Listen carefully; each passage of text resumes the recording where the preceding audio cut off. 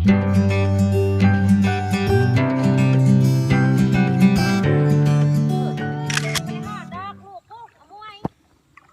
แกะชิว กันเอา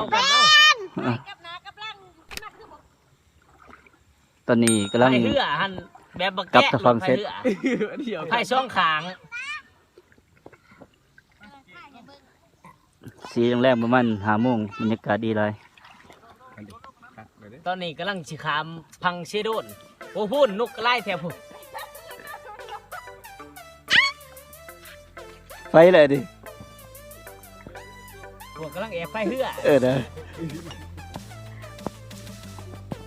เอิ้งไรเนาะอีเอาตั้งใจเตั้งใจ